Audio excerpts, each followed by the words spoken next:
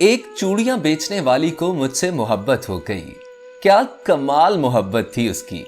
वो जहां भी जाती वहां की मशहूर चीज मेरे लिए तोहफे में लाती थी। वो मेरी खातिर मेरे शहर में 4 साल तक रही। रोजाना मेरी मिन्नतें करती और रोती रहती थी।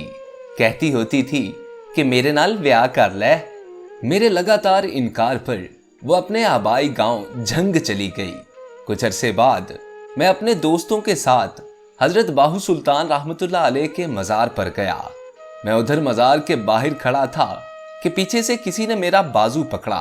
देखा तो वही चूड़ियां बेचने वाली थी। खुशी के मारे वो कहने लगी कि आकिब मेरी दुआ रंग ले आई, तेरा दीदार हो गया, साडी ईद हो गई। मैं जब भी दरबार पर आती थी आकिब तुझे मांगती थी, अब भी तेरे लिए बैठी हूं, शादी नहीं की। फिर उसकी आंखों में आंसू आ गए। कहने लगी भीख मंगना, चूड़ियां बेचना मेरा कसूर तो नहीं है ना, ये तो मेरी किस्मत का, मेरे नसीब का कसूर है, तो सजा मुझे क्यों मिल रही है। वो सबके सामने मेरे गले लगकर रोने लगी।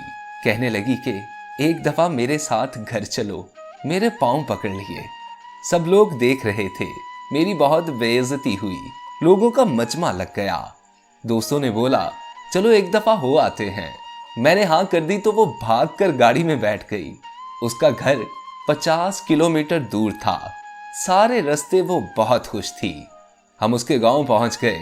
वहां सब घर कच्चे थे, लेकिन सफाई पक्के घरों से भी ज्यादा थी। सब लोग मुझे अजीब नजरों से देख रहे थे। हम उनके घर पहुंचे तो उसकी सब सहेलियां जमा हो गईं।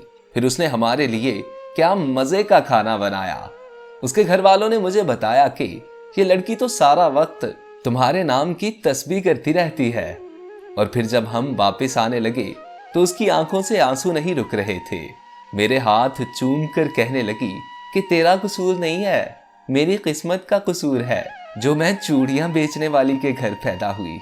बड़ी मुश्किल से हम सब ने उसे चुप कराया और फिर हम वापसी के लिए निकल आए। मैं कार के शीशे में उसे देख रहा था कि वो तब तक देखती रही जब तक हमारी गाड़ी उसकी नजरों से दूर नहीं हुई। वो हमारी आखिरी मुलाकात थी। फिर एक दिन मेरा उससे मिलने को दिल किया तो मैं उसके गांव चला गया। उसके घर वालों ने बताया कि तुम्हारे जाने के बाद वो बहुत बीमार रहने लगी थी। खाना पीना हंसना सब छोड़ गई थी और एक दिन उसकी मौत हो गई। मुझे उससे मोहब्बत तो नहीं थी, पर मैं आज भी उसे रोज याद करता हूँ और हर साल ईद के दिन उसकी कब्र पर जाता हूँ।